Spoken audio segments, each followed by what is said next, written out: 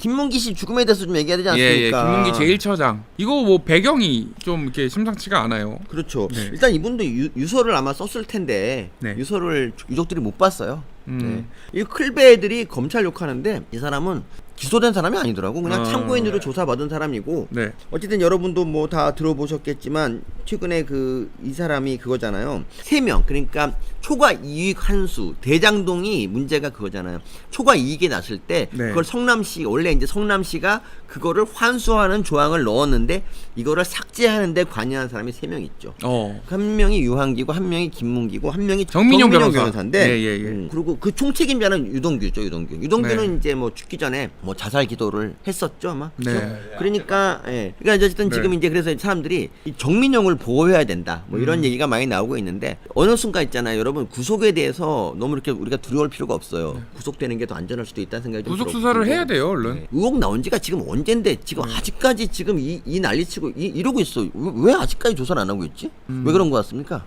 검찰총장이 너무 굼뜨다. 검찰총장은 진짜 바쁘죠. 처음에 뭐 예전에 있잖아요. 뭐 FI윤과 거기가 뭐 경찰에다가 화천대유 관련해서 네. 이제 수백억 대 현금이 인출됐는데 네. 이게 좀 부정한 것처럼 보인다라고 이제 의뢰를 했거든요. 네네네. 그거를 거의 1년 가까이 아무것도 하지 않았다. 그리고 검찰도 사실 뭘 조사했습니까? 아니 진작에 이 3명은 먼저 조사를 하고 뭐 해야 되는 거 아닙니까? 지금 9월 달에 이 의혹이 나온 걸로 알고 있는데 지금 12월 특검도 안 하고 뭐 이대로 가다가는 그냥 다 흐지부지 될 것 같아요. 근데 하여튼 그렇고요. 네네. 누구냐 유동규가 측근이 아니라고 이재명이 그랬죠. 그리고 김문기 씨는 잘 모른다고 했습니다. 잘 모른다고 했어요. 네.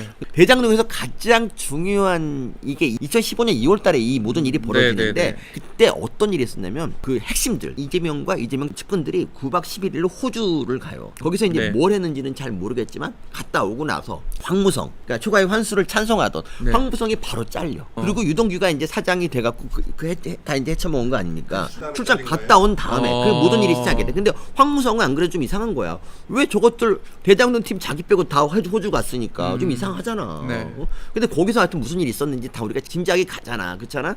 그러면 이제 그 이재명은 김문기하고 잘 알아는 사이여야 되지 않을까? 여행을 9박 11일 갔으면 알 수밖에 없잖아. 그리고 시장에 그 수행으로 갔으면 네. 그건 아무나 가는 게 아니에요. 수행으로 갔으면은 뭐 아무나 뭐 서민 교수님 같은 사람 데려가겠습니까? 아니. 거기에 측근 그 호주에 갔으면은 호주의 어떤 산업 기반을 공부하러 가는 건데 그러면은 그거에 대해서 충분히 알아들 수 있는 사람 그리고 자기의 사람을 데려가지 않겠어요? 아니 호주 가봤어요? 예? 호주 가봤어? 안 가봤으면 말을 하지 마요. 아니 저는 별명이 캥거루예요. 캥거루 닮았으면 된 거 아닙니까? 어쨌든 성남도시개발공사의 실무진들은 이 초과 이익환수제 조항을 반드시 넣어야 된다는 걸 주장을 네네. 했고 안 그러면 나중에 큰일 난다라고 했는데 네. 결국 이제 그 팀이 잘리고 네. 뭐 호주 갔다 온 팀이 다 이제 장악한 다음에 이 일을 벌였단 말이야. 왜 이건 누가 봐도 이건 이재명을 가리키고 있잖아. 조사도 왜 누가 죽어도 그냥 그러니 하는 분위기야 사회 자체가. 이게 이슈가 안 돼. 그 물론 이제 여기에는 이제 이준석 같은 분의 그 역할이 좀 화력이 있겠죠. 화력이 있지. 예. 근데 너무 한 것 같지 않습니까? 그래도 이게 비교가 안 되잖아. 이준석이 국민의힘 내에서 하는 거하고 여기 사람이 어쨌든 죽었는데. 이준석 씨는 원래 그랬던 분으로 기억하고 그리고 차치하더라도 이건 사람이 죽었고 우리 여당에 관련된 일이기 때문에 네. 빨리 이렇게 뭔가 이제 이슈화 되고 또 그래야 되는데 오히려 검찰은 아무것도 안 하고 오히려 여당의 테러를 열어주고 있어요. 이거는 좀 문제가 있지 않습니까? 문제가 있죠. 이재명 후보는 우리만 특검하는 건 안 되고 저쪽도 해야 된다. 부산 뭐 저축은행 구조시다부터 시작해서 그런 얘기를 하는데 어떤 얘기를 해도 다 받겠다고 하는데도 안 하잖아. 계속 다른 건 점점 덜을 요구하고. 네. 하여튼 그래서 그래요? 이제 점점 네. 그러니까 내가 요새 그리고 신지의 사건 이후로 네. 좀 힘이 빠져가지고 그냥 이제 여론조사도 또 하나 뒤졌잖아. 그리고 네. 뭐. 그냥 막 지금 어떤 생각하고 있냐면 그래서 민주당 찍을 거예요? 어쩌면 제가 찍는 게 아니라 네. 이제 진짜 이재명 대통령 시대를 우리가 준비해야 되는 게 아닌가 이런 또 무력감까지 들더라고 진짜. 이재명 대통령이 아니에요. 총통입니다.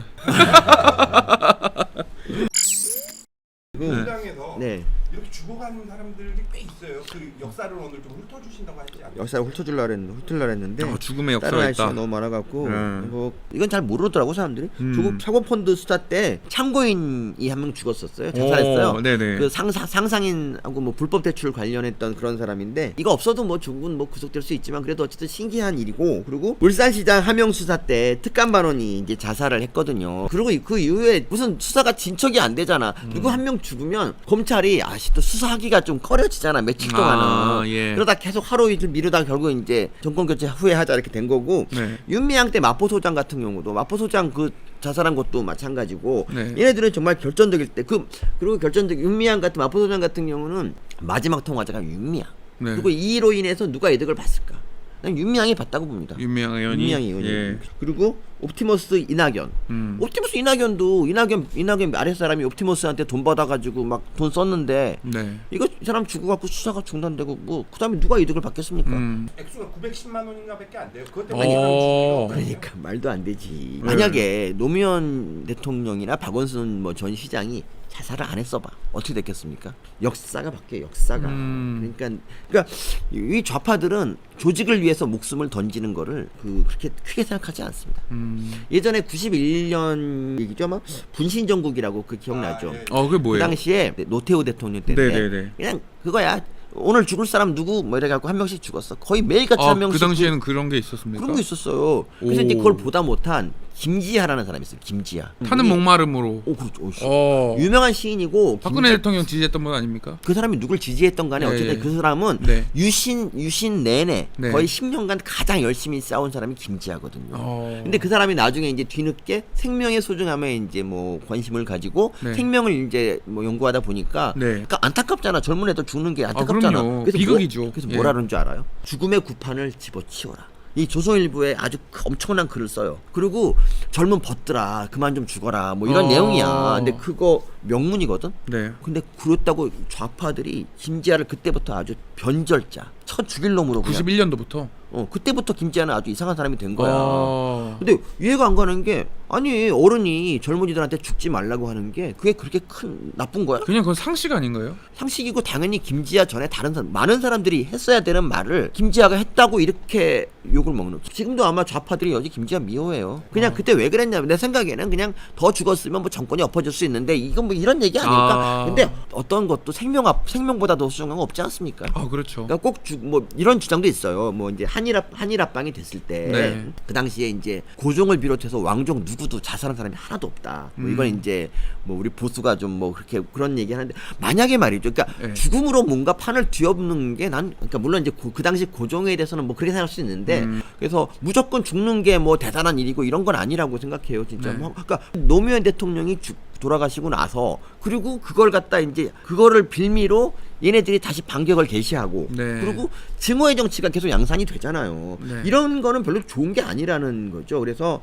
이 좌파들의 이 생명을 초계처럼 여기고, 그러니까 좌파들은 언제나 조직이지, 조직. 정말 조직이고, 우리 보수는 일단 살고 봅시다, 여러분. 사는 게 제일 좋은 거. 오래 살아보니까 저도 있잖아요. 정말 저 초등학교 때 꿈이 그거였어요. 북한이 쳐들어오는 게 꿈이었어. 왜냐면 그때 내가 삶의 희망이었게. 내일이 없어, 내일이.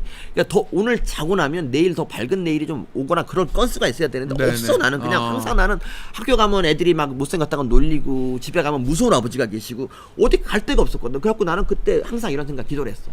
교수님 종교가 있어요? 개교를 믿지, 개교. 개교? 개를 지금은 개를 믿는데 아하. 어쨌든 그 어린 아이가 그럼 개 언어로 했어야 됐네. 나중에 이제 살다 보니까 네. 웃을 일이 얼마나 많고 즐거운 일이 그러니까 세상은 참 그렇더라고. 그러니까 그때를 넘겼던 게 참 다행인 것 같아요. 그래서 그때 지금 살아서 이렇게 우리가 이렇게 라이브도 하고 그러잖아. 이상민 PD 혼자 라이브 할 뻔했잖아, 마트만. 7시간 31명 그럴 뻔했잖아. 제가 라이브 키면 31명이 봐요, 실제로. 아니 근데 그게 무슨 뭐